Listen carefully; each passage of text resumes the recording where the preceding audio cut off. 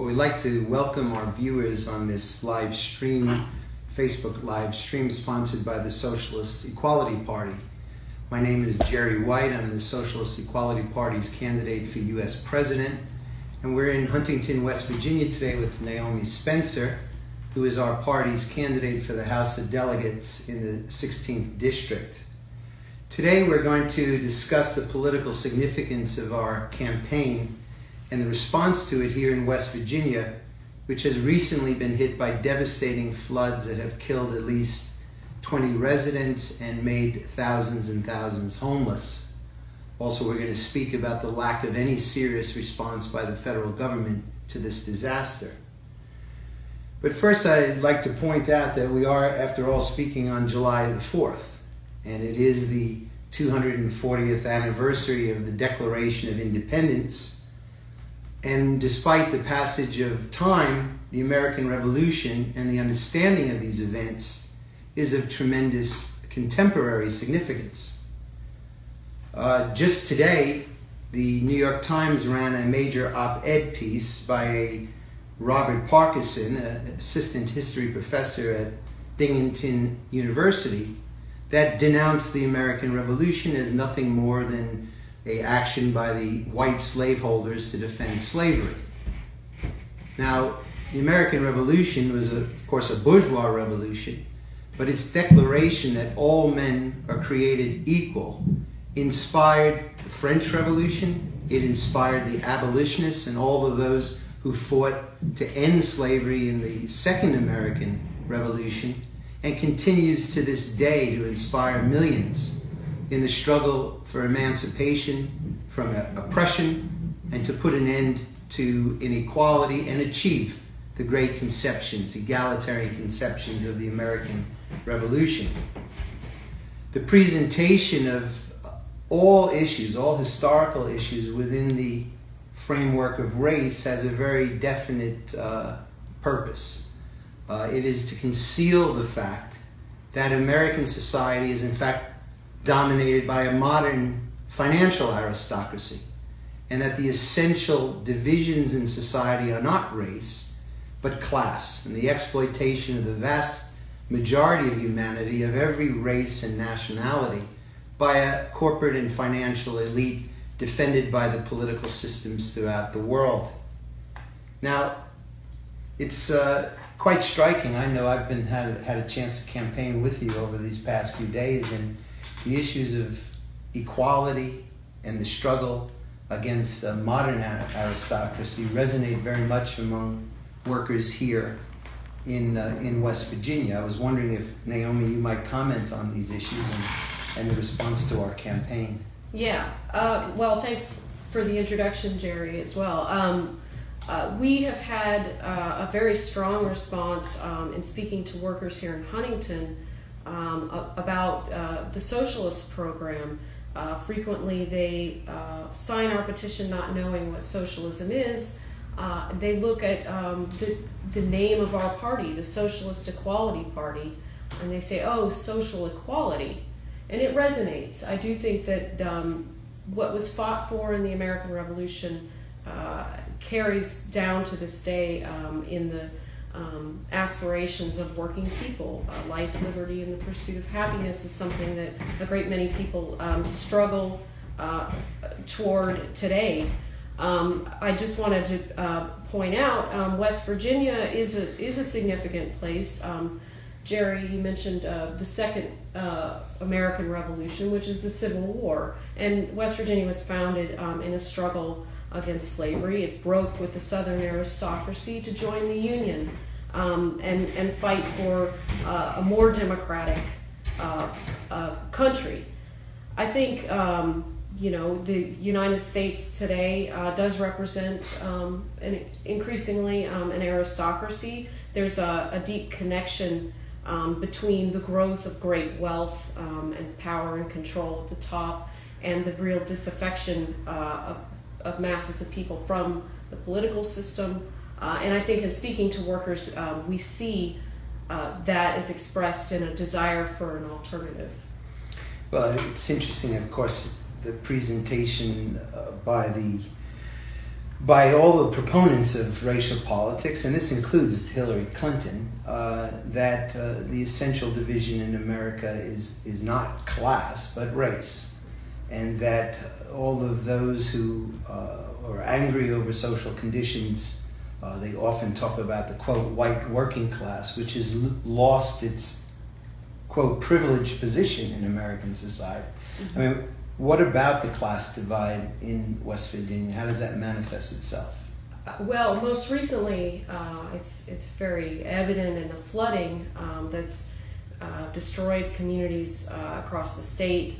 The state is currently under another watch for flash floods. There have been 22 deaths. Thousands of homes have been destroyed. Many people have been rendered homeless. Basic infrastructure, including roads, but also local clinics, elementary schools have been destroyed.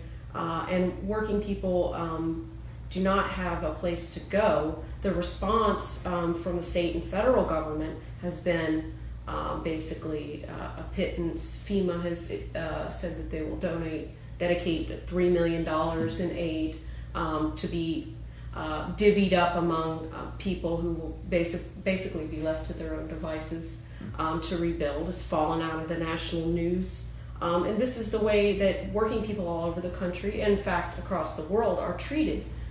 They're vulnerable to the most primitive dangers in natural disasters. And what it exposes is that these kinds of disasters like floods or tornadoes, they're not just natural disasters, they're socially created disasters. Capitalism can't provide basic safety and infrastructure for people.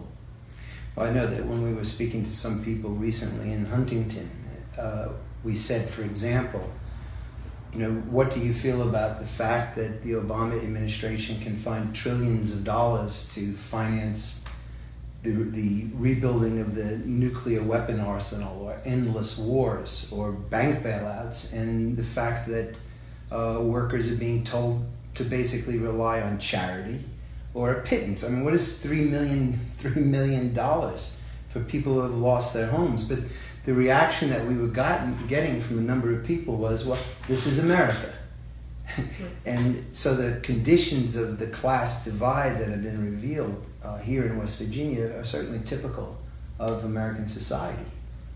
And it reveals the the fraud of the identity politics narrative, I think, about West Virginia, or the working class, particularly the white working class, which is routinely characterized as being hopelessly reactionary, racist.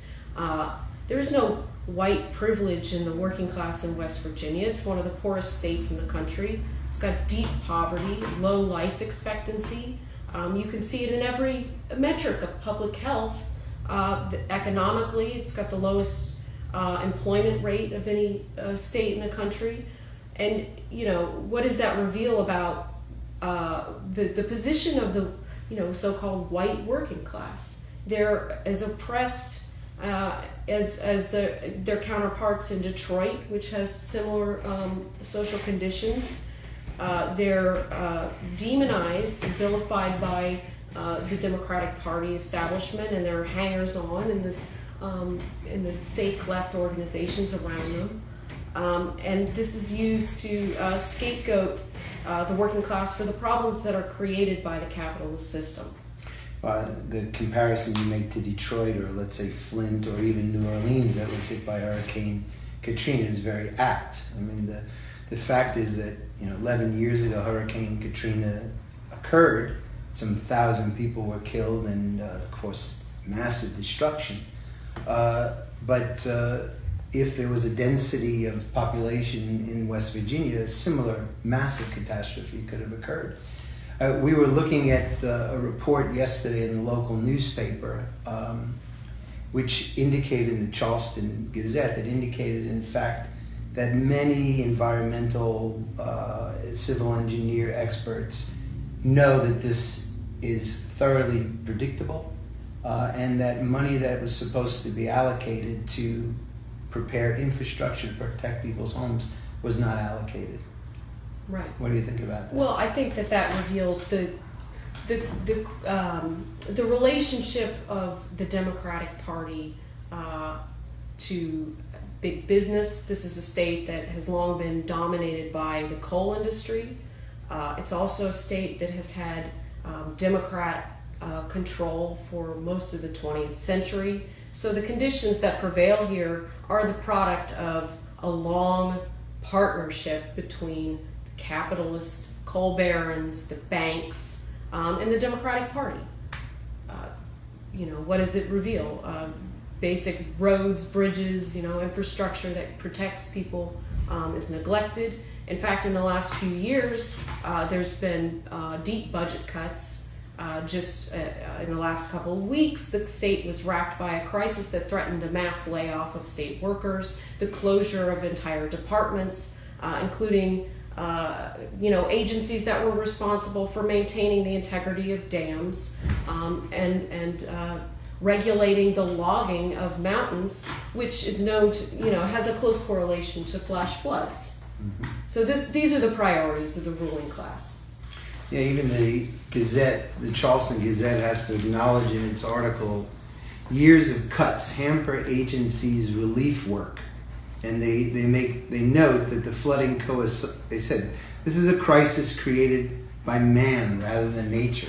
I mean, they've cut inspectors, environmental protection, and so on. I think, and of course, who's now running for governor of the state of Michigan as a Democrat? The state of West Virginia, and Jim Justice, who is a coal boss. He's the richest man in the state. He's a billionaire. And I think most significantly, the coal union, the United Mine Workers, has endorsed this man, the Democrat frontrunner. This is the character of the Democratic Party in 2016. I think I just wanted to interject here that if you're just joining us, we are having a discussion about the situation in West Virginia, but also the political and social context more broadly. And I encourage everyone who's viewing to visit SEP2016.com and make a donation. And please also like the SEP US Facebook page to get updates about the campaigns. Well, you mentioned the issue of the role of the Democratic Party, which has controlled the state politics for decades upon decades. I was just looking at one figure that said that from the standpoint of national elections, the Democratic Party presidential candidate won every single election campaign except two between 1932 and the year 2000. And the role of the Democratic Party, just as much as the Republican Party in colluding with the coal operators and the austerity measures, also taking large numbers of young people from the state. There's a huge disproportional number of youth who are forced, because of these depressed economic conditions, to go off to war. They're recruited into wars, sent to far-flung portions of the globe on behalf of American imperialism. So the role of the Democratic Party certainly contributes, or is the chief factor in the mass disaffection that exists, political disaffection. Could you talk about the primaries in May and the vote that took place, both from the standpoint of the vote for Trump in the Republican primary as well as Sanders in the Democratic primary? Yeah, I think West Virginia is a small state. It comes somewhat late in the primary season, but it was watched closely because of what the vote represented in terms of the level of disaffection among the poorest sections of the working class, I think. The only way to understand the response that someone like Donald Trump received in the former mining strongholds of southern West Virginia is to look at the role of the Democratic Party, which has systematically undermined the social position of that section of the working class that had won gains through decades of struggle. Trump did well. He did the best in the worst hit state counties, And this was pointed to by the liberal establishment as being evidence of the racist, backward character of the working class. Right. It's also notable, though, that Sanders won the state by a landslide. Hillary Clinton did not do well. Sanders did better than both Clinton and Trump. In some places combined, he received more total votes than Clinton and Trump. So I think in both of those cases you see evidence of the desire for people to find an alternative. There's confusion. They're looking for it within the existing political setup. But the vote for Sanders, I think, represents the real progressive aspirations of people. They're looking for some way to express their class interests. Yeah, and of course, as we warned from the very beginning, that Sanders was seeking to tap into this political radicalization. More and more young people consider themselves socialists. We know that among industrial workers there was enormous support for Sanders, and of course he, right from the beginning, sought to contain this opposition within the Democratic Party, and is preparing his eventual endorsement of Clinton, who is the quintessential expression of Wall Street and a warmonger.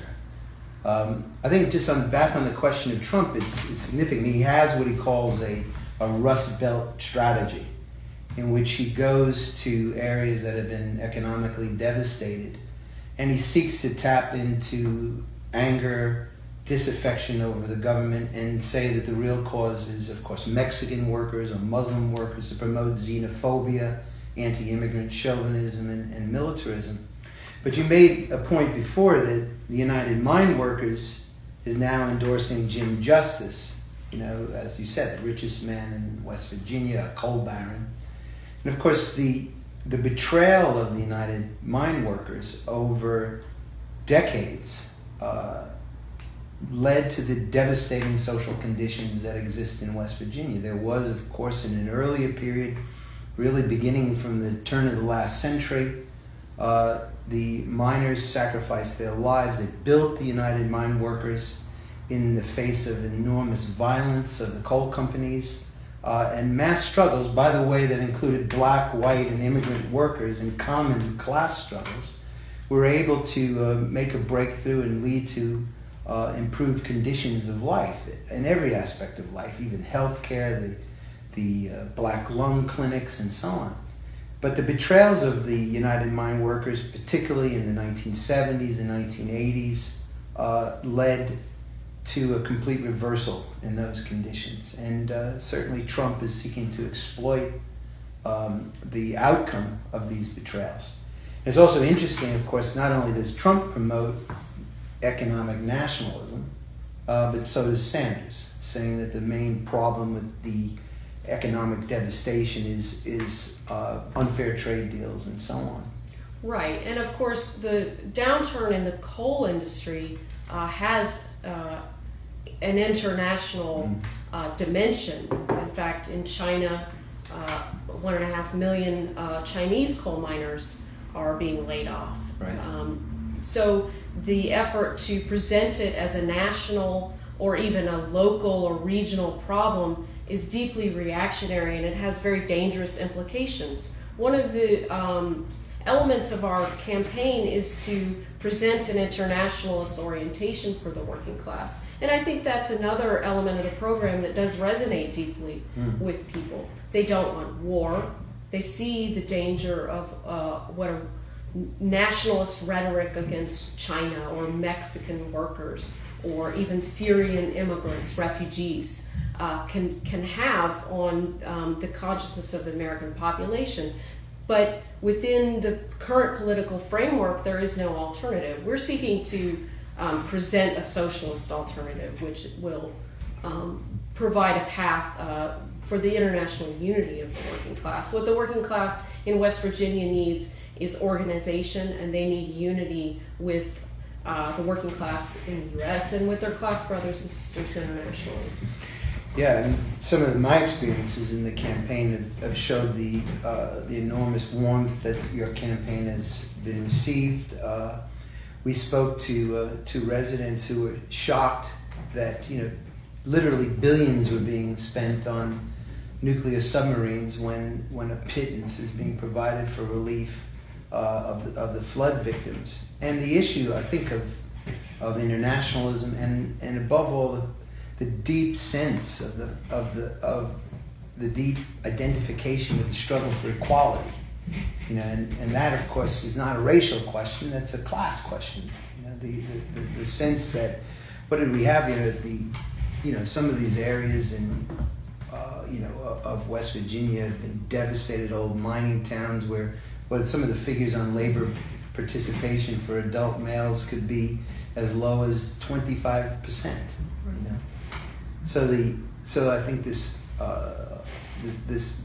question of the resonance of even of the ideals of the American Revolution, but in a modern sense. Mm-hmm. So can you tell me just a bit more, perhaps, as we conclude, the response to the campaign and how we've particularly let's take up this question of war. How have we discussed this among workers and young people here in West Virginia? War has been a central plank of the Socialist Equality Party's work over the last couple of years. We've pointed to the dangers of a war between the U.S. and China with the Obama administration's pivot to Asia. Also, the buildup of U.S. and NATO forces along the border with Russia. And there are many flashpoints throughout the world. There is the escalating violence, the ongoing war on terror in the Middle East that's destroyed one country after another. And when we speak to the working class in West Virginia, we make a point to consciously raise these international questions. The scourge of war has destroyed societies in the Middle East, and it's also destroyed society at home. There is a connection, and people respond to that when you point out that trillions of dollars are dedicated to military operations, but they cannot find more than $3 million to rebuild communities at home. What are the priorities of the ruling class? And does that represent a ruling class that deserves to rule? And many people say, no, we have no say. We create all the wealth in the society, and yet we have no say in how it's distributed. And I mean, there really is that obvious to many people. When you pose the question, there's an alternative, but it has to come through the independent political organization of the working class to fight for their social interess. And of course, the central of the betrayals of the old trade unions was the political subordination of the working class to the Democratic Party, and the claim that the Democratic Party was a spokesman of the workers, and of course that claim is being revived by Mr. Sanders, who says that the ongoing political revolution means to turn the Democratic Party into a party of working people. And of course, it never was a party of working people and never will be. It's a party of the Pentagon and Wall Street. Right. And, it's not to say that there are no confusions that exist in the working class. There are a lot of confusions that we need to work through and educate the working class in socialism, in Marxism. But you do get the sense that people are looking for an alternative, and they see the Democratic Party as the good cop to the Republican Party's bad cop. They're part of the same social layer that are opposed to the interests of the working class. Sometimes you'll walk up to a group of people with a clipboard and you ask if they'll sign. You begin to explain to them that you're a socialist candidate, and they'll say, "Socialists, say no more," and they'll take the clipboard and pass it around and sign it. Or they'll respond to the fact that you're an independent candidate. You're not part of the Democratic and Republican establishment that has been attacking them relentlessly on behalf of the banks and the military. Yeah, I had a similar experience with a worker, West Virginian worker, and he first of all, he wasn't going to give me the time of day if he thought I was a capitalist politician, right? And we explained that we're hostile to both big business parties. And he said to me, look, he said, the only answer to the situation is a revolution. And he said, it's not about black and white and immigrant, it's about a government which is oblivious to the concerns of masses of people, which is in the pockets of the most powerful forces. And there's a deep, sentiment. And we're getting this, of course, all over the country. Well, I think that, in conclusion, I think we should make an appeal to our viewers to support the Socialist Equality Party. It's at SEP 2016, and to donate to our campaign. It's clear this campaign is a campaign of the working class. We're fighting to bring about the unity of workers of all races and nationalities in a common struggle against war, against inequality. And we need your support. We need the resources to mount this campaign, to assist Naomi, who's fighting to get on the ballot here in District 16 of West Virginia. And also we want to urge everyone to click on the Facebook page, the follow button. This will allow you to be informed of all future live streaming events. Yeah, please follow us, support us, join us, get involved. We need your help. We're not a corporate party, and we don't have corporate or state sponsors. This is a party of the working class. This is a campaign of the working class. We're speaking to workers, and we're also speaking for workers. We want you to get involved. This is your campaign. So I want to thank you. Thank you very much. Thank you.